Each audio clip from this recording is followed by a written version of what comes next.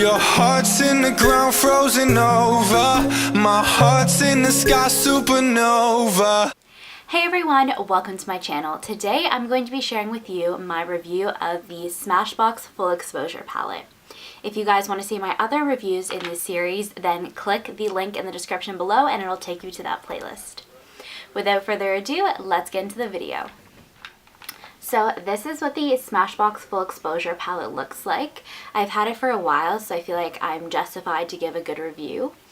It is decently thick, probably about like one of my little fingers, and it just says Smashbox Full Exposure on the front, and on the back there is a QR code for makeup looks, and it also tells the number of the colors. So the top row is all shimmer and the bottom row is all matte, and it comes with a brush. So when you first open it, there is a mirror, which is pretty good for doing your makeup, and I actually do use this mirror when I'm traveling.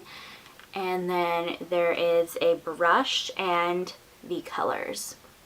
So the brush that comes with it is pretty good. It is double-ended. So there's just a flat brush for lid colors and then a crease brush to put the darker shades. So this is what the palette looks like on the inside. The bottom row is matte and the top row is shimmery. The bottom matte row has warm tones, and then like a pinky brown color, your cool tones, your classic black, and your matte cream. And then the top row has glittery, shimmery colors. I would say that this one, and this one are really chunky glitters, and the rest are pretty fine glitters, but you do have to be careful with fallout. I also find that these are not as pigmented as I would like them to be.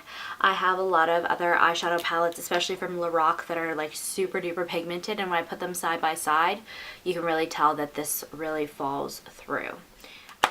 So I was actually gifted this palette, and if it was up to me, I probably wouldn't purchase it. I think it's a really great beginner palette because it does have a brush. It has all the matte shades and shimmery shades that you could possibly want, but because they're not that pigmented, it makes it really easy to work with. It's just for my liking. I like more strongly pigmented colors, and these just fall kind of flat for me. So I would give this palette probably a 2 out of 5. I think there's even like a lot more drugstore palettes like the Sonia Kashuk one that are much more pigmented than this. I hope you guys enjoyed my review of the Smashbox Full Exposure Palette. If you did, be sure to give this video a thumbs up.